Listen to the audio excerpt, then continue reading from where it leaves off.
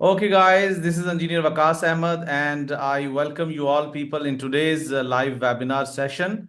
The big question which I want to ask you people is that wherever I apply, there are no responses. Is it like that happening with you people? हम लोग बड़ी अपनी daily basis के ऊपर jobs के ऊपर apply कर रहे होते हैं, but fed up, no response. Is it like that? So please let me know in the chat box area. So लेकिन हम सबको अपना जॉब कैरियर चेंज करना है. I am going to suggest you to find your job career in gulf region. आप India से हैं, आप पाकिस्तान से हैं, आप बांग्लादेश से हैं. You are going to get through a low salary job career अगर आप इंजीनियर हैं.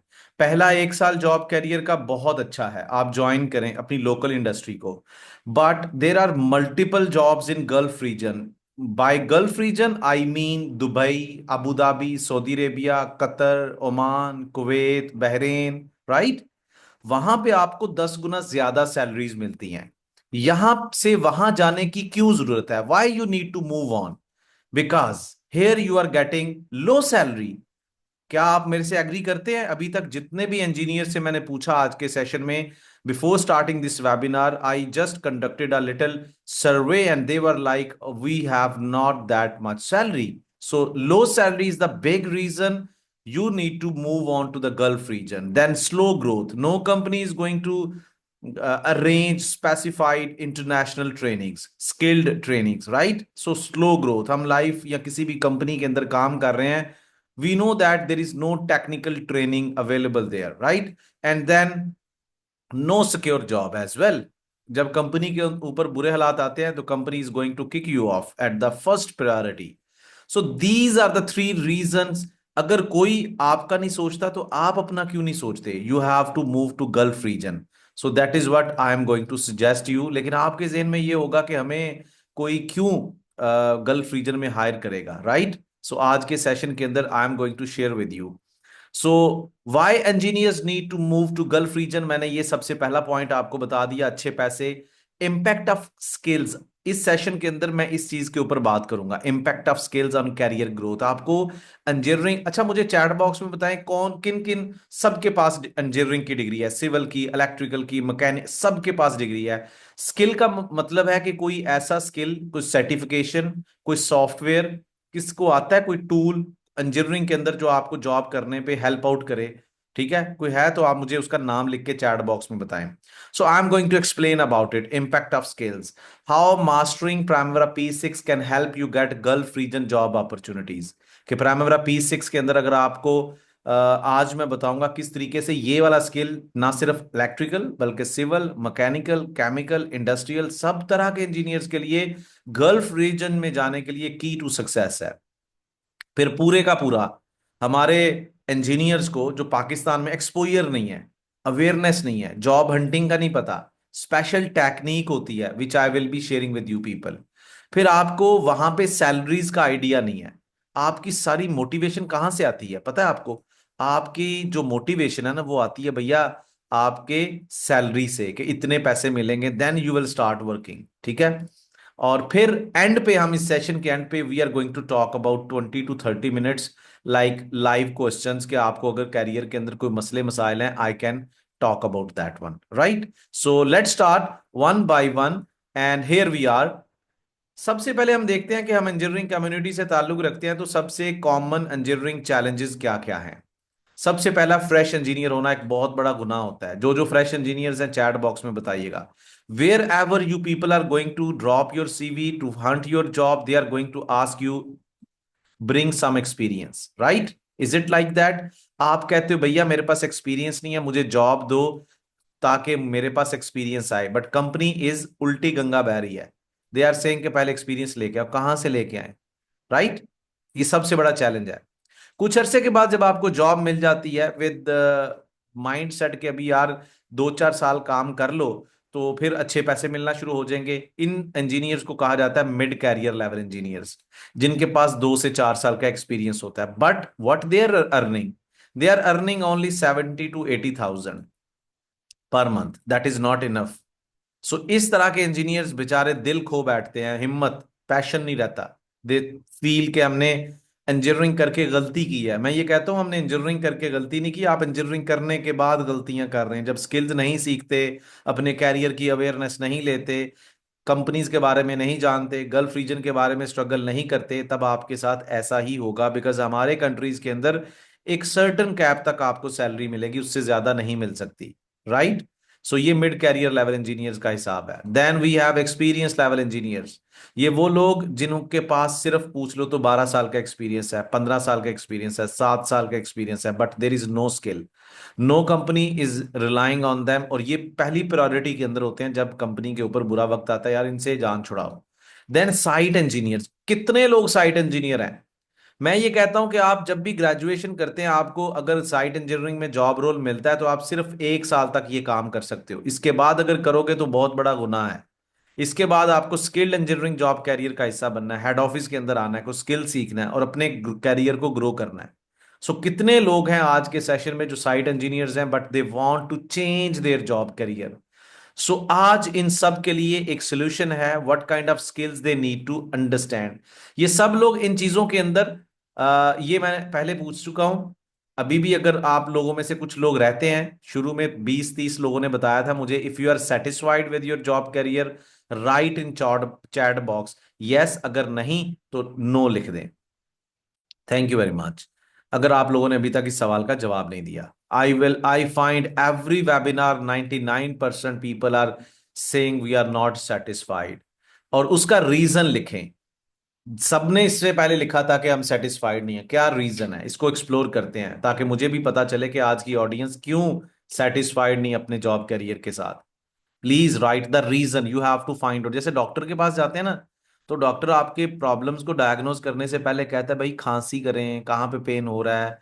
तो ये लो सैलरी तो भैया आउटकम है ना, इसका रीजन पीयूष क्या है? Waseem low salary okay, but reason क्या है? Can you please identify the reason कि मैंने उस टाइम पे ये डिसीजन नहीं लिया, मैंने स्किल नहीं सीखा? Please please, I ask everybody, it is not like that मैं पढ़ता जाऊंगा, बोलता जाऊंगा, आप सुनते जाएंगे और खत्म नहीं। I want to interact with you people, please.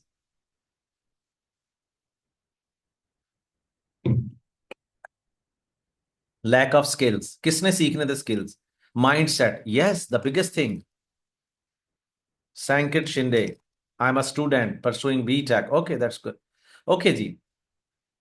Now I'm going to give you two reasons. Two reasons. मेरे से आप अगर एग्री करेंगे तो चैट बॉक्स में वो भी लिख दीजिएगा।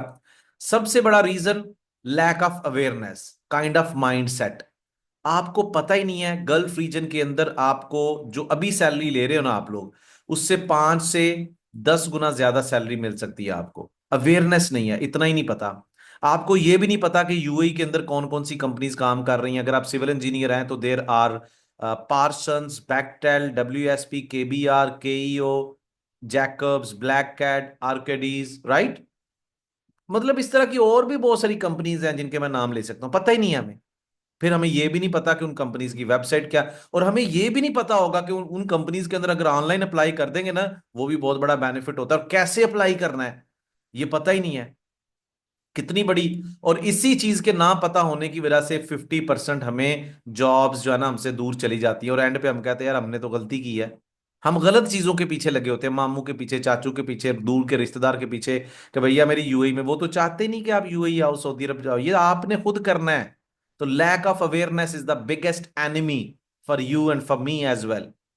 एंड द सेकंड थिंग जो 50%, जब आपको पता नहीं होता कंपनीज की डिमांड क्या है, कंपनीज कौन सी हैं, आपको ये भी नहीं पता। प्राइमेवेरा P6 का किस किसने नाम सुना हुआ है मुझे बताइएगा चैट बॉक्स में। प्राइमेवेरा P6, प्राइमेवेरा P6 नाम सुना हुआ है किसी ने?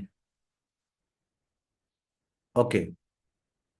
ऑटो कैड, बिम, इस तरह ये सब स्किल्स हैं। तो हमें अपने कैरियर को, आज मैं सब कुछ बताऊंगा।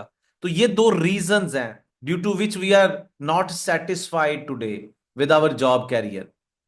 आई विल ट्राई कि मैं जो भी मेरे सेशन के अंदर 100 लोग हैं, 150 लोग हैं, आई नो कि सब लोग उस लेवल पे नहीं आ सकते, बट जो मेहनत करेगा वो चला जाएगा, दैट्स इट। मैदान सबके लिए ओपन है। अब मैं आप लोगों के साथ अपनी स्टोरी शेयर करता हूं भाई। Might be possible you can get a lot of lesson learns and motivation. I was graduated back in 2010, 15 years ago, right? and I was jobless for complete 1 year. I could not get my first job till 1 year. I was jobless, right?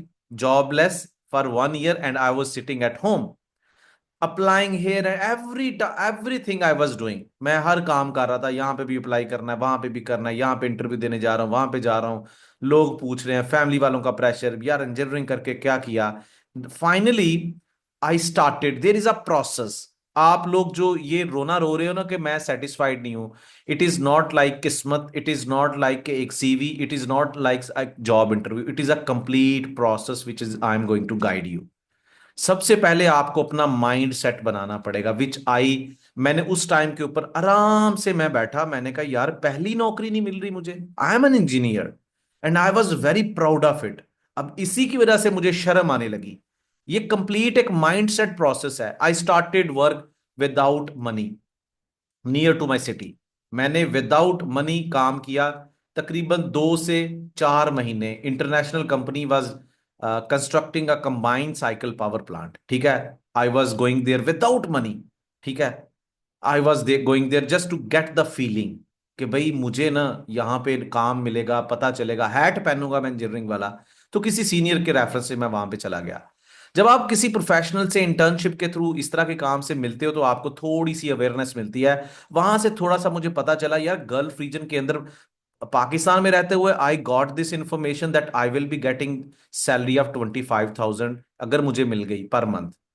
But then I realized कि यार gulf region के अंदर अगर इसी level पे आप जाओगे तो आपको इतनी सैलरी मिलेगी, 1.5 लाख रुपया।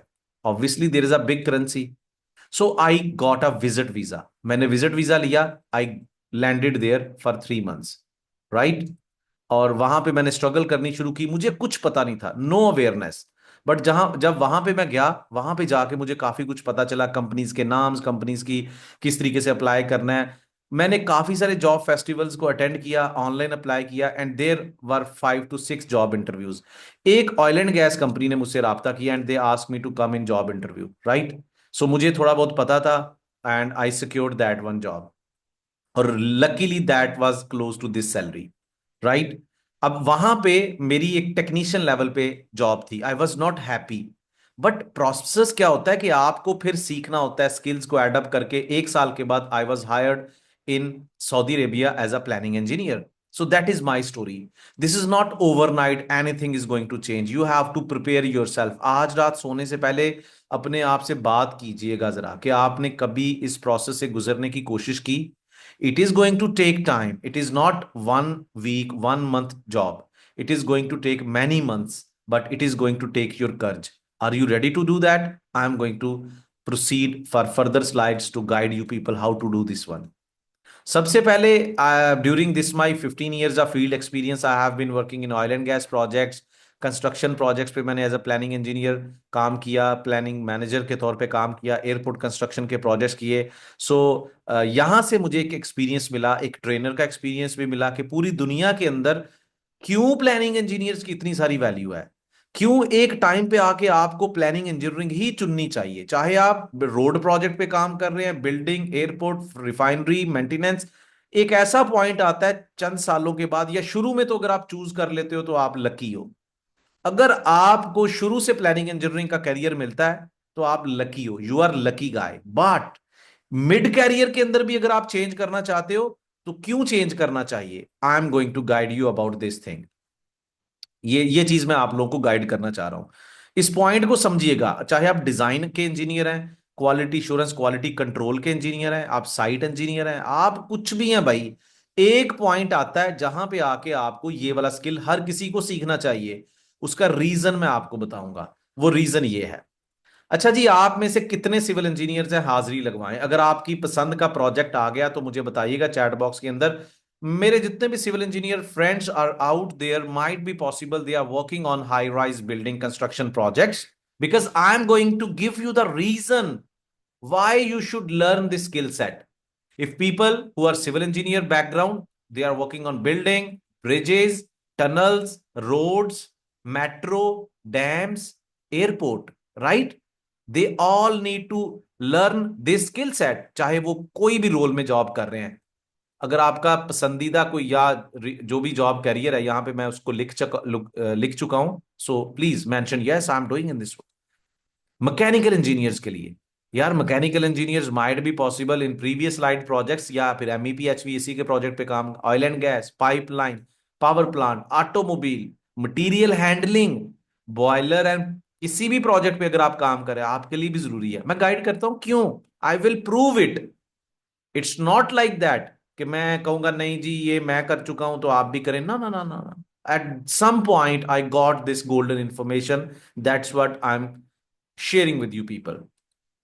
मेरे electrical engineers fellows might be working on power generation के projects, transmission line, industrial electrical installations, smart grid, SCADA system, right. Chemical engineers का भी हिसाब कर लेते हैं, refineries, waste water, chemical processing, polymer, plastic और फर्टिलाइजर। अब कुछ प्रोजेक्ट्स मैंने शायद छोड़ दिए हैं तो आप उनका भी नाम इसमें इंक्लूड कर सकते हैं। Why these people, engineers, civil, electrical, mechanical, or chemical, industrial, why they should choose planning engineering? Reason, success. आप खुद सोचो कि ये जितने भी प्रोजेक्ट्स का मैंने नाम लिखा, इन प्रोजेक्ट्स की बिजनेस सक्सेस किन चीजों पे डिपेंड कर रही होती है? There are only three factors. Ask me what are these three factors. पहले नंबर पे इट विल बी इवैल्यूएटेड कि यार ये जो प्रोजेक्ट हम डिलीवर कर रहे हैं, is it with in that timeline? Time management, हमने एक साल में प्रोजेक्ट डिलीवर करना था, is it possible, is it happen कि हमने एक साल में डिलीवर किया या हो जाएगा, राइट। 1 ईयर के अंदर अगर कमिटमेंट थी, 2 साल, 3 साल, was project delivered on time? That was the first criteria to understand कि प्रोजेक्ट सक्सेसफुली डिलीवर हुआ कि नहीं। Then if project was estimated, the project budgeted cost is $1 million, क्या वो $1 million के अंदर आपने डिलीवर किया या $1.2 million लग गए? Extra cost, over budget, that is cost management, the second parameter. Then the third parameter is requirement. What is requirement? Client requirement, client ने कहा मुझे ये स्पेक्स चाहिए, आपने क्या वो पूरे किए? That these are three factors, time management, cost management and requirement management. अगर आपकी building, road, MEP, transmission line, petrochemical industry, fertilizer, जो भी प्रोजेक्ट आपने लगाया वो टाइम पे डिलीवर हुआ, within contracted amount deliver हुआ, and at the time of handing over client finds it कि यार ये तो बिल्कुल मेरी स्पेसिफिकेशन के मुताबिक है, then it is successful, it will bring more business. But if it is not like that, your project is not successful. You are going to face many penalties, many losses.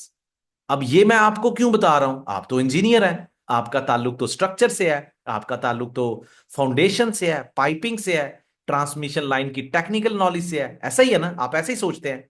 लेकिन एक engineer अपनी technical background के साथ जुड़ा रहेगा, वो आगे नहीं बढ़ सकता। उसको मैनेजेरियल चीजें भी देखनी है, बिजनेस की चीजें भी देखनी है, जिसको हम प्रोजेक्ट मैनेजमेंट बोलते हैं। ठीक है, प्रोजेक्ट मैनेजमेंट। कैसे वो इन चीजों को अटेन करेगा, बिजनेस ओरिएंटेड चीजों को? कैसे? प्रोजेक्ट मैनेजमेंट के थ्रू। प्रोजेक्ट मैनेजमेंट का किसने नाम सुना हुआ है? मुझे बताइएगा जरा। प्रोजेक्ट मैनेजमेंट किसने सुना हुआ? चैट बॉक्स में बताएं। Project management. आपकी बिल्डिंग, आपका दुनिया का कोई प्रोजेक्ट, जो मैंने 12-13 प्रोजेक्ट्स लिखे, नाम, बिल्डिंग, रोड, एमईपी, पाइपलाइन, क्या कोई भी प्रोजेक्ट सक्सेसफुली डिलीवर किया जा सकता है without implementation of project management? Can you please let me know in the chat box area, क्या आप ऐसा सोचते हैं हम कर सकते हैं डिलीवर? हाँ, इंडिया पाकिस्तान के अंदर हो सकते हैं। मैं इसकी एग्जांपल देता हूं। जब हम छोटे थे ना, ब्रिज का प्रोजेक्ट स्टार्ट हुआ, अब हमारे छोटे छोटे बच्चे हैं, वो प्रोजेक्ट अभी भी चल रहा है क्योंकि प्रोजेक्ट मैनेजमेंट ही नहीं है। हमारे यहाँ रोड बनते हैं और बनते चले जाते हैं, लोगों की शादियां हो गई, बच्चे हो गए, वो रोड नहीं but these skills are valuable in Europe, USA, Canada, Australia and Gulf region, Abu Dhabi. यहां पे भैया कोई कंप्रोमाइज नहीं है, राइट। सो प्रोजेक्ट मैनेजमेंट कैसे इंप्लीमेंट की जाती है, मैं आपको गाइड करता हूं। सबसे पहले प्रोजेक्ट का शेड्यूल होता है। किसी ने प्रोजेक्ट का शेड्यूल देखा है, किसी ने नहीं देखा? आई will be guiding you the tool Primavera P6, जहां पे ये आपको सामने ये वाला डॉक्यूमेंट नजर आ रहा है। आपको नजर आ रहा है? चैट बॉक्स में लिखिएगा। ये एक डॉक्यूमेंट है जिसके अंदर एक बिल्डिंग का प्रोजेक्ट है, रोड का भी हो सकता है, ऑयल एंड गैस का। ये सैंपल के तौर पे आपको एक साइड पे डिजाइनिंग नजर आ रही है, फाउंडेशन, ये सारा कुछ मैं गो थ्रू करवाता हूँ। ये आपका एक, इसको, इस डॉक्यूमेंट को बोला जाता है प्रोजेक्ट शेड्यूल। यानी कि अगर मुझे प्रोजेक्ट को टाइम पे डिलीवर करना है, पैसों के लिमिट के अंदर डिलीवर करना है, रिक्वायरमेंट्स के साथ डिलीवर करना है, I should carry such kind of document which is called project schedule. How it is going to help me out? देखिए, इसमें सारे कामों को तरतीब से लिखा गया। किस दिन कौन सा काम होना है, वो कितने दिन लेगा, उसके ऊपर कितने पैसे खर्च होंगे। The logic will be narrated over here on the other side. It will be very easy for me. Every engineer who is participating in this webinar will find it very easy. अगर मैं किसी से पूछूं कि अच्छा यार, HVAC का काम कब स्टार्ट हो रहा है, इट विल बी इजी कि यार 25 मार्च को काम स्टार्ट हो रहा है। And it will be more easy to arrange the resources, right? कि मेरे इस प्रोजेक्ट, इस एक्टिविटी के ऊपर कौन से लोग काम कर रहे हैं, ये देखिए यहाँ पे कौन कौन से लोग हैं, कितने पैसे लग रहे हैं, राइट? और इसी के साथ साथ ये आपका कॉस्ट का कैश फ्लो है। अगर मैं आपको कुछ इस तरीके से बताऊं, यानी कि इस तरह का अगर आपके पास एक डॉक्यूमेंट हो और आपको इसकी समझ बूझ भी हो, ऐसा नहीं है कि अभी मैं आपको दिखा रहा हूं, समझ बूझ तो समझ के ही आएगी ना कि कैश फ्लो है, यहाँ पे इसका मतलब क्या है, ग्राफ का कितने पैसे खर्च करने हैं, कितने पैसे बचाने हैं, कितने लोगों को इंगेज करना है, क्या काम करना है, इससे पहले क्या काम होना चाहिए, इसके बाद क्या काम होना चाहिए। ये प्रोजेक्ट शेड्यूल की स्पेसिफिकेशंस हैं। अच्छा, आसान लफ्जों में मैं बताता हूं प्रोजेक्ट शेड्यूल के अंदर क्या क्या होता है। Time management, cost management, resource management, काम करने वाले लोग। स्कोप का मतलब क्या होता है, काम कितना है, कितना काम करना है।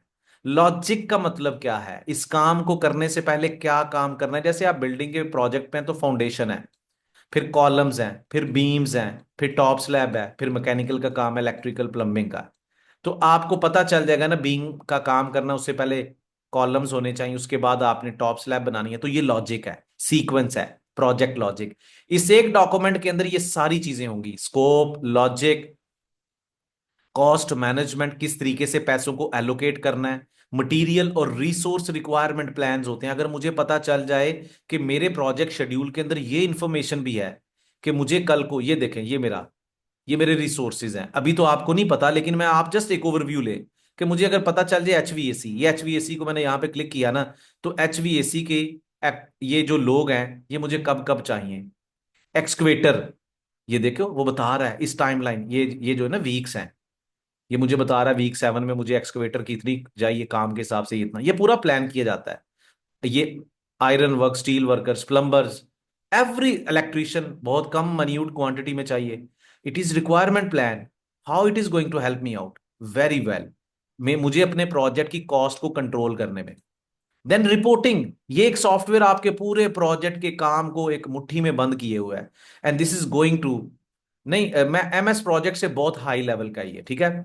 रिपोर्टिंग भी कर सकते हैं, फिर आप अपने प्रोजेक्ट की ट्रैकिंग भी कर सकते हैं। जैसे कि आपने यहाँ पे ब्लू कलर की लाइंस आपको नजर आ रही हैं, ये ट्रैकिंग है। पहले आप प्लान बनाते हो, फिर ट्रैक करते हो साइड डाटा की बेस पे कि आपका प्रोजेक्ट कैसा चल रहा है। अगर मैं थोड़ा सा आपको यहाँ पे बता सकूं, ये देखें ट्रैकिंग, ये दो, जैसे दो टीमें नहीं खेल रही होती, ये देखें जरा, दो क्रिकेट की टीमें खेल रही होती है ना, ओके। यहाँ पे ये देखें जरा, दो फेजेस हैं। एक आपको ये नीचे फेज नजर आ रहा होगा, एक मिनट जरा, ये एक लाइन नीचे नजर आ रही है, ये देखें, ये नीचे अभी बिल्कुल थोड़ा सा प्लान है, वीक 12 के ऊपर देखें, नजर आ रहा है? ये देखें, ये एक ऊपर वाला ग्राफ जो है ये शो कर रहा है प्लान को, नीचे वाला कर रहा है। तो इससे आपको काफी अच्छे तरीके से आइडिया हो जाएगा कि हमारा प्रोजेक्ट किस तरफ जा रहा है। कॉस्ट मैनेजमेंट प्लान्स होते हैं ये, साथ में आपको हर चीज, डेट, सब कुछ। So this is the tool which is called Primavera P6. Through such kind of, यही तो मैं बता रहा हूं कि अगर इंजीनियर्स टेक्निकल के साथ रहेंगे ना, तो उनको एक ही नाम दिया जाता है, यार ये ना, ये बंदा स्ट्रक्चर के अंदर है। But you need to learn management skills which are going to evaluate business values, time management, cost management and resource management, right? So ये चीजें हैं। अब ना, ये तो आपको समझ आ गया कि प्लानिंग इंजीनियर के तौर पे एक टूल है, प्रोजेक्ट शेड्यूलिंग होती है, उसमें एक डॉक्यूमेंट है, उसके अंदर हर चीज है। ओवरव्यू आपको पता चल गया, उसकी इंपॉर्टेंस, मेरा मकसद था कि मैं आपको उसकी इंपॉर्टेंस बताऊं, और वो इक्वली वैल्यूड है। रोड कंस्ट्रक्शन के प्रोजेक्ट पे भी वो इंप्लीमेंटेबल है, बिल्डिंग पे भी, एमईपी का प्रोजेक्ट हो, जो भी चीज हो, this tool will be used for project management. अब पूरी दुनिया के अंदर ये कोई भी सिविल इंजीनियर, इलेक्ट्रिकल इंजीनियर, वो किस तरीके से इंडस्ट्री काम करती है, हम प्रोजेक्ट मैनेजमेंट को ना 5 हिस्सों में डिवाइड कर सकते हैं। ये 5 हिस्से हैं। जैसे कि सबसे पहला हिस्सा क्या है? Initiate phase. ठीक है, इनिशिएट फेज में क्या होगा? इस फेज के अंदर प्रोजेक्ट पैदा होता है। आपके प्रोजेक्ट की बिजनेस केस स्टडी तैयार की जाएगी। या बिल्डिंग है तो आप फिजिबिलिटी, जैसे कि इसमें पहली रिपोर्ट क्या है? फिजिबिलिटी एनालिसिस या फिजिबिलिटी रिपोर्ट। क्या होता है फिजिबिलिटी रिपोर्ट? आप बिल्डिंग बना रहे हो, रोड बना रहे हो, you are going to collect the information and you are going to define के यार कॉस्ट के लिहाज से हमें कितना फायदा होगा। What is ROI? फाइनेंस के जो एक्सपर्ट्स हैं, they are going to calculate पैसों के लिहाज से कितना फायदा है, टेक्निकली कितना फायदा है। Like technically it is easy, viable. क्या मैं रोड कोई ऐसी जगह पे बना रहा हूं कि अल्टरनेटिव रूट भी तो देखते ना यार, उस रूट से जाते तो वो ज्यादा अच्छा था। बिल्डिंग यार इससे हटके दूसरी जगह पे बनाते, पाइपलाइन का रिफाइनरी सिटी से दूर होनी चाहिए। Technical evaluation with in this report. जैसे ही प्रोजेक्ट स्टार्ट होगा, बिजनेस केस स्टडी का डॉक्यूमेंट तैयार किया जाएगा। उसके अंदर सबसे पहली चीज होती है फिजिबिलिटी स्टडी। You understand? उसके बाद जो अप्रूवल के बाद आप अगला जो एक चीज होती है उसको हम बोलते हैं front end engineering design. Front end engineering design, यानी कि इसको हम बोलते हैं बेसिक डिजाइन। आप सबसे पहले सर्वे करते हो साइट का। सर्वे करने के बाद बेसिक लेआउट तैयार करोगे, पाइपलाइन का, रोड का, बिल्डिंग का, कंबाइंड साइकिल पावर प्लांट है, इसको आप मॉडल भी बोलते हो, यानी कि एक बेसिक लेवल का model to give an idea कि यार जो प्रोजेक्ट हम स्टार्ट करने जा रहे हैं, how it will look like. You understand? That is your initiate phase. The second phase is called planning phase, right? Within this planning phase, you are going to make your detailed design. आप construction drawings on the basis of your feed document detail design banana start कर दोगे कि यार हमारी construction drawings, building थी शुरू में, feed के अंदर आप सिर्फ बिल्डिंग का लेआउट बना रहे हो, इतनी स्टोरी बिल्डिंग है, इतना स्क्वायर फीट है। But in planning phase now your designers are going to work for the details. Construction drawings बनेंगी, एलिवेशन ड्राइंग्स, आपका पाइपिंग का डिजाइन है, प्रोजेक्ट है तो आपकी आइसोमेट्रिक ड्राइंग्स, राइट, आपकी फैब्रिकेशन ड्राइंग्स बनेंगी, आपकी फाउंडेशनल ड्राइंग्स बनेगी। That is what called detail design. अगला एस्टिमेशन होगी, quantity surveyors are going to work on that one. Estimation तैयार की जाती है किस चीज की? क्वांटिटीज की। स्टील की क्वांटिटी कितनी है, सैंड की कितनी, सॉइल की कितनी, प्लेट्स की कितनी, कितने नोजल्स लगेंगी, कितनी फिटिंग्स लगेंगी, कितना पाइप लगेगा, कितनी एल्बो लगेंगी। They are going to calculate the quantity and they are going to establish one document which is called BOQ, bill of quantity और bill of material, if there is oil and gas project, right. उसके बाद estimate किया जाता है, rate analysis लगाया जाता है। क्या लगाया जाता है? Rate analysis. And then you are going to estimate the cost कि यार ये इतने $1 million का प्रोजेक्ट हो सकता है, cost estimation. Then you are going to compile a contract. Contract is a document जिसके अंदर आप ये डिफाइन करते हो कि आपके प्रोजेक्ट कब स्टार्ट होगा, कब फिनिश होगा, what are the standards, what are the regulatory authorities, what are the payment methods, किसकी क्या रिस्पॉन्सिबिलिटी है। जैसे हम कहीं पे जॉब करते हैं तो जॉब के टाइम पे हमसे एक डॉक्यूमेंट साइन करवाया जाता है, आप सुबह 9 बजे आओगे, 5 बजे जाओगे, इतने सैलरी मिलेगी, इतने टाइम के बाद मिलेगी, ये करना है, वो करना है, सारा कुछ। एंड देन उसके बाद एक स्टेज आती है invitation to tender, when your client is going to invite ठेकेदार मार्केट से, इनविटेशन टू टेंडर, उनको कहते हैं पार्टिसिपेट करो।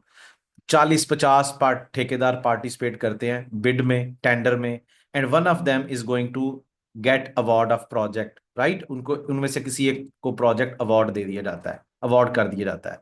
उसके बाद ये बंदा प्रोजेक्ट यही शेड्यूल बनाएगा, project schedule on the basis of these cost estimates, contract, quantity, right, BOQ। ये कुछ डॉक्यूमेंट्स होते हैं, इनकी बेस पे वो शेड्यूल बनाया जाता है जो मैं थोड़ी देर पहले आपको दिखा रहा था प्राइमरी P6 में। और इसके अंदर ये सारी चीजें होती हैं, time management, scope management, cost management, resource management, logic, CPM, everything is there. वो स्ट्रेटेजी होती है आपके प्रोजेक्ट की। And after this the third phase is going to start which is called execution phase. Execution phase का मतलब क्या है? आप प्रैक्टिकली मोबिलाइज कर देते हो साइट एरिया पे, जहां पे बिल्डिंग बननी थी, राइट, जहां पे रोड बनना था, आपकी साइट इंजीनियर्स, आपके फोरमैन, आपकी पूरी की पूरी टीम अपना किचन, वॉशरूम, कारवान लेकर पहुंच जाती है साइट एरिया पे, और प्रैक्टिकली काम स्टार्ट हो जाता है। क्या हो जाता है? प्रैक्टिकली काम स्टार्ट हो जाता है। The fourth phase is called monitor and control. अब ये मॉनिटरिंग एंड कंट्रोल और एग्जीक्यूशन, ये दोनों फेजेस पैरेलल चलते हैं। जैसे ही एग्जीक्यूशन स्टार्ट होगा, मॉनिटरिंग एंड कंट्रोल भी स्टार्ट हो जाता है। आप इसको इस तरीके से समझे, जैसे एग्जीक्यूशन स्टार्ट हो गया, साइट के ऊपर आपकी बाउंड्री वॉल ये बननी शुरू होगी, आपका एयरपोर्ट का प्रोजेक्ट है, बिल्डिंग का, एमईपी का काम स्टार्ट हो गया, execution is started, right. But at the same time monitoring start, आपके साइट के ऊपर जो स्टाफ है, साइट इंजीनियर्स, आपकी इंस्पेक्शन टीम, आपकी क्वालिटी इंश्योरेंस, क्वालिटी कंट्रोल, ये जितने भी लोग हैं, they are going to document each and everything. आज कितना काम हुआ, कितनी एक्सकवेशन हुई, कितनी रीच तैयार हुई, कितनी डक्ट लाइन तैयार हुई, कितने पाइप के जॉइंट्स वेल्ड हुए, right. So what actually they are doing, they are doing monitoring. Monitoring कर रहे हैं ना वो लोग, टेस्ट लगा रहे हैं, मॉनिटर कर रहे हैं। वो डॉक्यूमेंट किसको जा रहा है? प्लानिंग इंजीनियर को। प्लानिंग इंजीनियर क्या कर रहा है? वो साइट का डाटा वर्सेस प्लान का डाटा, ये प्रोजेक्ट शेड्यूल किससे आएगा? क्या? प्लान का डाटा। और इधर से आएगा आपको साइट का डाटा। प्लान वर्सेस साइट या एक्चुअल कहते हैं। इससे आपकी क्या बनेगी? Progress report. ये प्रोग्रेस रिपोर्ट सबमिट करवाई जाएगी क्लाइंट को, और इसको हम बोलते हैं कंप्लीटली इस फेज को मॉनिटर एंड कंट्रोल। समझ आ गई? और fifth phase is called closing phase. Closing phase, जब आपके प्रोजेक्ट का ड्यूरेशन खत्म हो जाएगा, at that time you are going to evaluate कितना प्रोजेक्ट कंप्लीट हुआ। If it is 100% done, then you are going to hand over this project, preparing final report, closing built up drawings and all that, and you are going to close the project. अगर आपका project ही close नहीं हुआ, 80% complete हुआ, then you are going to further investigate कि कहाँ पे गलती हुई, रिस्क एनालिसिस आप रिपोर्ट तैयार करेंगे, राइट, जिसको हम बोलते हैं delay analysis and claims management. Understand? Please मुझे बताइएगा, ये पूरे का पूरा जो एक प्रोसीजर है, इज दैट अंडरस्टैंडेबल? अभी मुझे पांचों फेजेस आपको समझ आ गए, how planning engineer is going to work. अच्छा, प्लानिंग इंजीनियर का यहां से ही काम स्टार्ट हो जाता है, लेकिन यहां पे सीनियर प्लानिंग इंजीनियर काम करेगा इस फेज में, ठीक है। जो एक जूनियर प्लानिंग इंजीनियर है, that is going to work after ITT, ठीक है, इन्विटेशन टू टेंडर के बाद।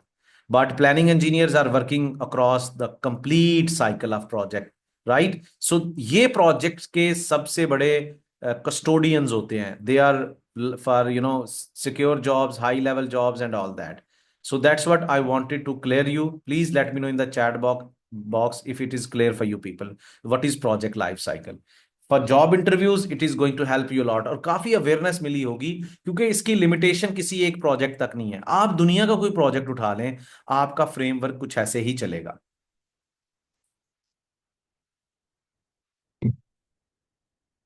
ओके, नाउ अब मैं ना, अच्छा आप मुझे बताएं, क्या किसी ने सोचा कि आज के 2 साल के बाद आप कहाँ पे होंगे? मैंने एक इंटरव्यू के अंदर एक बंदे को क्वेश्चन पूछा, मैंने कहा आज के 3 साल बाद कहाँ पे होंगे, तो उसका लगभग 2 साल का एक्सपीरियंस हो गया था। और 5 साल के बाद वो सोच रहा था कि मैं शेरवानी में होगा है, यानी कि शादी हाल में। तो I always relate this question when ever I ask this question. तो आपने कभी सोचा 2 साल के बाद आप कहाँ पे होंगे? आप सोच रहे हैं जी, यही एक मैं आप लोगों के साथ एक लैडर ड्रॉ करने जा रहा हूं कि 5 साल का जॉब कैरियर, आपने प्रोजेक्ट मैनेजर पोजीशन पे कैसे पहुंचना है। अच्छा, आप अभी किसी भी स्टेज पे हैं, मुझे इस चीज से फर्क नहीं है, मैं आपको समझाने जा रहा हूं। सबसे पहले इस माइलस्टोन को आपने अचीव करना है।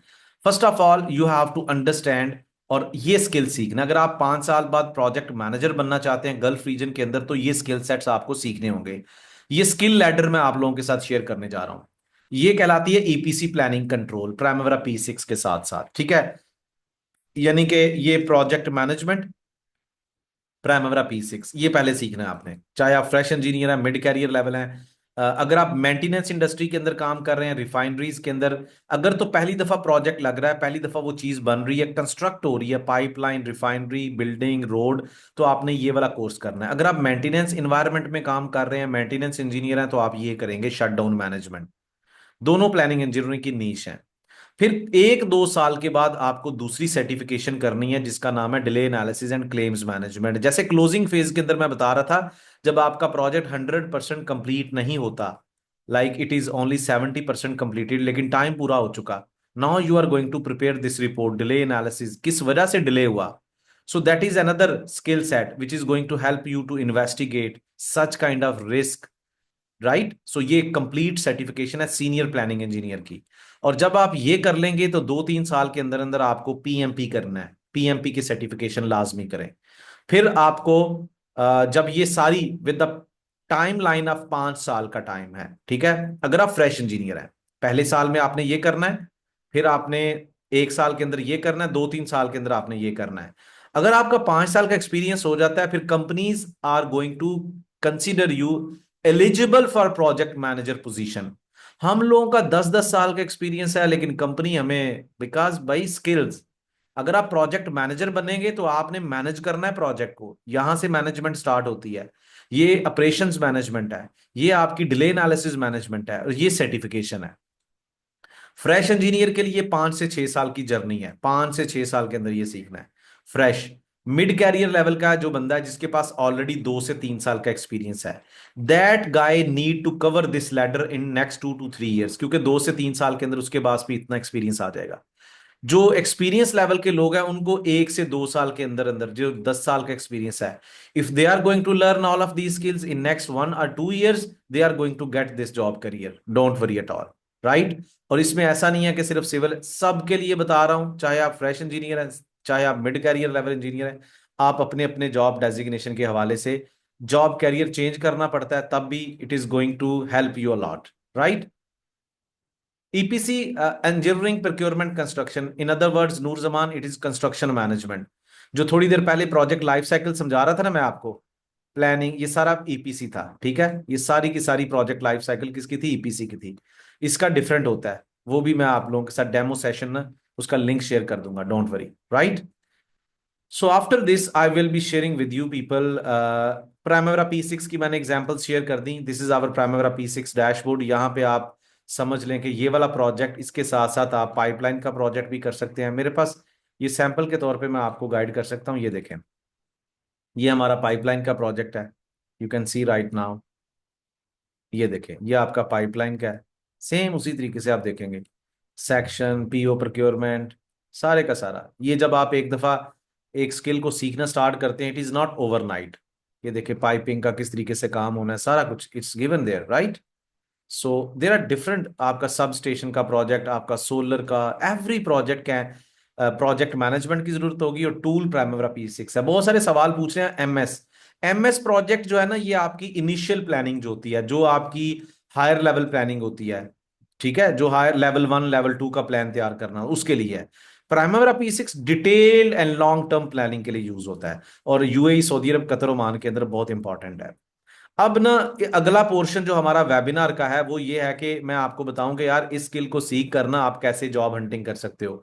पहला जो पार्ट है वो आपने स्किल लर्निंग करनी है, आपने अपने कैरियर की सिलेक्शन करनी है। आप इलेक्ट्रिकल इंजीनियर हो, मैकेनिकल, आपने कोई भी कैरियर चूज किया, उसके मुतालिक आपने स्किल सीखना है, एक टूल सीखना है, एक सर्टिफिकेशन लेनी है। सबसे पहले अपने आप को एलिजिबल करना है कि यस, अगर आप एक्सपीरियंस की बेस पे, अपनी इंजीनियरिंग डिग्री की बेस पे अभी तक नौकरी ढूंढ रहे हैं, तो it means you are only site engineer, और you are only a temporary, जो नहीं होती जॉब डेजिग्नेशन, वही है। स्किल लाजमी सीखना है। आप कॉन्ट्रैक्ट हैं तो आपके पास कॉन्ट्रैक्ट स्पेशलिस्ट की एक सर्टिफिकेशन होनी चाहिए। आप डिजाइनर हैं तो डिजाइनर का टूल आना चाहिए। आप साइट इंजीनियर ना रहें, आपके पास जैसे कि प्लानिंग इंजीनियर है तो आपके पास टूल आ जाएगा प्राइमेरा P6, राइट। ये आपको यानी कि ये पहले तो आपने 50% जॉब हंटिंग के लिए काम कंप्लीट कर दिया। Now the second important thing, job hunting कैसे करनी है। यार आपको ना ऑर्गेनाइजेशंस का पता करना है, organisations in gulf region, GCC। मैंने थोड़ी देर पहले बताया था, पार्सन्स, बैक्टेल, WSP, इस तरह से बहुत सारी हैं। चैट जीपीटी, लिंक्डइन के थ्रू आप जाके, ये टूल्स हैं जो आपने यूज करने हैं। जैसे चैट जीपीटी आप करें, कौन कौन करता है चैट जीपीटी और LinkedIn, and online job portals. मेरे पास बहुत सारे लोग आते हैं कैरियर कोचिंग के लिए, when I help them, after 1 month they are going to give me a good news कि सर हमारी जॉब हो गई है। So all these 3 tools are very important, ChatGPT, LinkedIn. किससे क्या काम लेना है बताता हूँ। ऑर्गेनाइजेशंस, ये तीनों टूल्स आपको हेल्प आउट करेंगे कि एक लाइक 100+ कंपनीज की लिस्ट बनाएं, यूएई, सऊदी अरब, कतर, ओमान के अंदर, और उसके अंदर ऑनलाइन अप्लाई करना है। किस तरह अप्लाई करना है? ऑनलाइन जॉब एप्लीकेशंस, जो कंपनी की ऑनलाइन होता है ना वेब, उसके ऊपर ऑनलाइन एप्लीकेशन फिल कर दें। एक ऑनलाइन एप्लीकेशन फिल करनी है, एक जॉब एड के अगेंस्ट, कोई भी जॉब आती है उसके अगेंस्ट, ठीक है। अब इन दोनों तरह की जॉब एप्लीकेशन के लिए you have to prepare ATS CV. किसी ने नाम सुना है एटीएस सीवी का? एटीएस या एप्लीकेंट ट्रैकिंग सिस्टम, सीवी। मतलब जब भी आप किसी जॉब के लिए अप्लाई करते हो, ऑनलाइन अप्लाई करते हो ना, तो जॉब एड, एक तरफ आपका जॉब एड होता है और दूसरी तरफ आपकी सीवी का कंटेंट होता है। इस जॉब एड के अंदर जितने कीवर्ड्स होते हैं, जैसे कि कंपनी लिखती है कि we need a civil engineer having primary P6 knowledge with base project schedule, scope, time, cost and all that, ये उसकी जॉब एड है, रिक्वायरमेंट है। अगर आपने अपनी सीवी के अंदर ये कीवर्ड्स नहीं लिखे, आपने शुरू से लेके एंड तक इनको नहीं लिखा, तो जो उनका ऑटोमेटिक सिस्टम है, आप क्या समझते हैं एचआर बैठ के वहां पे आपकी सीवी शॉर्टलिस्ट करता है? नेवर। वहां पे एटीएस सिस्टम उनकी वेबसाइट के ऊपर लिखा हुआ है, लगा हुआ है, ऑटोमेटिक सिस्टम होता है, and that is automatically going to relate these keywords with your CV. अगर आपकी सीवी के अंदर ये चीजें नहीं है तो that CV will be rejected. और अगर आप इस जॉब के ऊपर अप्लाई करने से पहले ये सारे कीवर्ड्स लिखकर प्रॉपर तरीके से पूरी सीवी के अंदर उनको एक बैलेंस तरीके से रखते हो, then your CV will be short listed and you will get a email. Online application का ये तरीका है, जॉब एड के अगेंस्ट भी, ऑनलाइन भी। That is productive. इसीलिए आप कहते हो यार मुझे आज तक रिस्पॉन्स नहीं आया। सो एटीएस सिस्टम सीवी तैयार करनी है, दिस इज वेरी इजी। ठीक है। इसके बाद जो अगली चीज है, अगर तो आपको देखें, मैं हमेशा ये बोलता हूं, ये वाली जो आप टेक्निक यूज करते हो, स्किल सीख कर एक एटीएस सीवी बनाओगे, लिंक्डइन पे जाओगे, जॉब्स के लिए अप्लाई करोगे, 2 से 3 महीने तक करते हैं ये काम, दिस इज प्रूवन स्ट्रैटेजी। 4 से 5 जॉब जो है ना वो आपको इंटरव्यू की कॉल आ जाती है, दिस इज प्रूवन स्ट्रैटेजी। अब कुछ लोग कहते हैं अगर हमें नहीं आती तो क्या करें? तो भैया मैं कहता हूं इसी स्किल की बेस पे, इंजीनियरिंग के स्किल्स की बहुत वैल्यू है, फ्रीलैंसिंग स्टार्ट कर दें। अगर आप फ्रेश ग्रेजुएट हैं, अगर आप जॉब कर रहे हैं और जॉब कैरियर चेंज करना चाहते हैं, फिर आपको वो जॉब कंटिन्यू करनी चाहिए until unless you crack one job interview. अगर आप फ्रेशर हैं, घर बैठे हुए हैं, तो फ्रीलैंसिंग करें। P6 बेस्ड जो प्राइमरी P6 की जो सर्विसेज है ना, वो बहुत ज्यादा डिमांड की जाती है यूएसए में, यूके में। मैं खुद भी इनकी फ्रीलैंसिंग कर रहा हूँ, right. And I advise you people कि जब आप एक फ्रीलैंसर के तौर पे काम करेंगे independently, you are going to learn many things, you will gain the confidence to pass the job interviews. वेले बैठने का कोई फायदा नहीं है।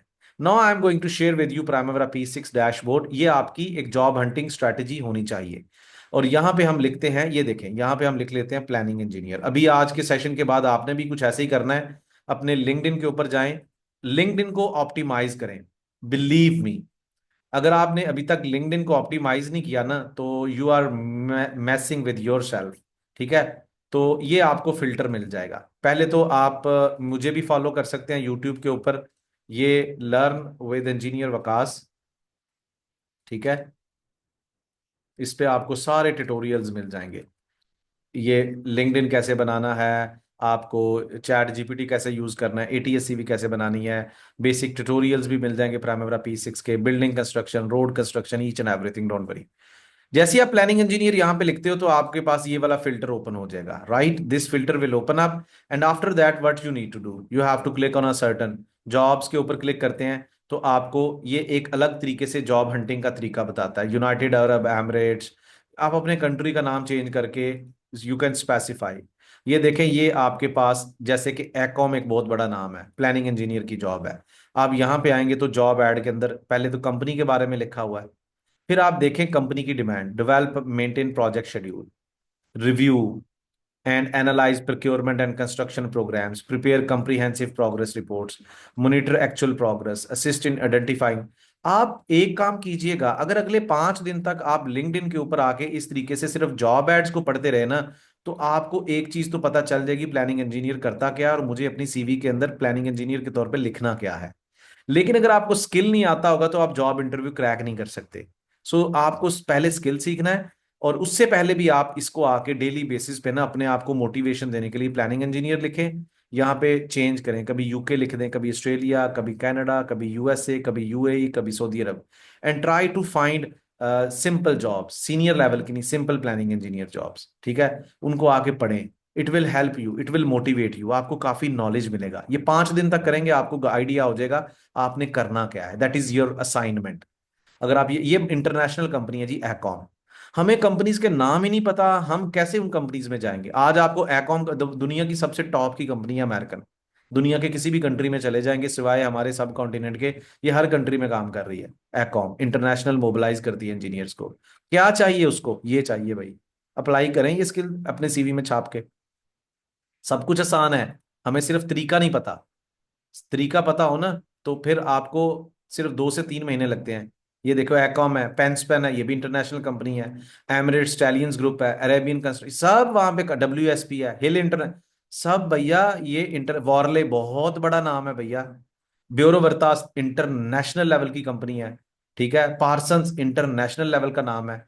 ठीक है, Mott MacDonald's International, KBR International, Technip International, भैया और क्या बताऊं मैं आपको। ठीक है, कितने नाम है यहाँ पे, ये सिर्फ एक पेज के ऊपर आ रहे हैं। राइट, आपको कंपनीज उनके जाओ, गूगल करो, वेबसाइट पे जाओ, इस तरह की सीवी तैयार करके अन्य अप्लाई कर दो, इनकी जॉब पे भी अप्लाई करो, ऑनलाइन जॉब पोर्टल्स को भी उठाओ। That is how you are going to make it. अब प्लानिंग इंजीनियर की सैलरी मैं फ्रेशर के हिसाब से बताता हूँ। अगर आप फ्रेश इंजीनियर हैं, जैसे कि कुछ लोग हैं, यस मैं, बहुत सारे लोग, मुझे मुझे अगर आप सवाल करने शुरू कर दें, मिड कैरियर लेवल के लोग हैं, सीनियर लेवल के, अभी आप जो भी लोग जॉब कैरियर के हवाले से आए हैं, तो आप क्या करोगे? जो बिल्कुल फ्रेशर हैं, अगर वो स्किल सीखते हैं तो उनको गल्फ रीजन के अंदर कितनी सैलरी मिलेगी? मैं गल्फ रीजन का बता रहा हूँ only, it's not like a Pakistan India के अंदर भी अच्छी सैलरी मिलती है, मल्टीनेशनल कंपनी है, बट गल्फ रीजन के अंदर आपको अगर ये स्किल सीखते हो और आपका कोई एक्सपीरियंस नहीं है, 0 to 6 मंथ्स का एक्सपीरियंस है या 1 साल का एक्सपीरियंस है, so you are going to crack 4 to 6 thousand dirhams और रियाल। ठीक है, आप इसको पाकिस्तानी 25 से मल्टीप्लाई कर लें, Indians can multiply with 75। Okay, 4 to 6 thousand। Mid career level engineers, जो लोग 2 से 3 साल का एक्सपीरियंस तो है, but they are only trying to change their job career, ये सीखकर वो एटलीस्ट 6 से 8 साल, 8,000 की सैलरी को कर सकते हैं, क्योंकि दे हैव ऑलरेडी 2 से 3 साल का एक्सपीरियंस है उनका। And at the same time Gulf region के अंदर आपकी है जॉब पॉसिबिलिटीज बहुत ज्यादा।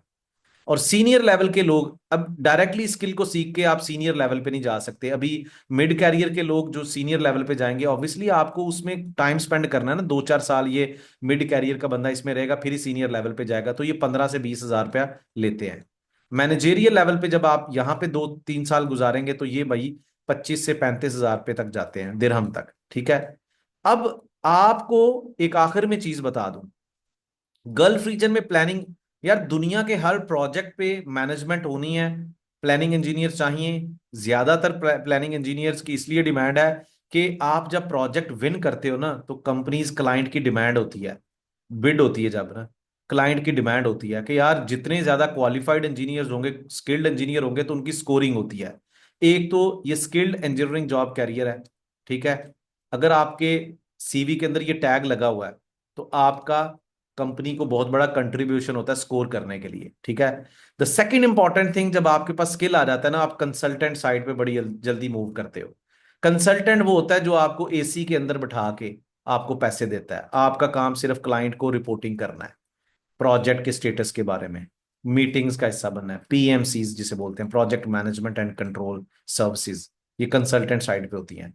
1-2 साल का एक्सपीरियंस लेके easily you can find head office white collar jobs. That's all. I hope you enjoyed this session. Give me feedback in the chat box area and ask me the question. If you have any question, write in the comment area as well as give me the things के अगर इसकी evaluation भी कीजिएगा comments के अंदर, लाजमी लिखिएगा कि how was this session, please. This is going to motivate me to make more webinars and all that for you people. Thank you very much.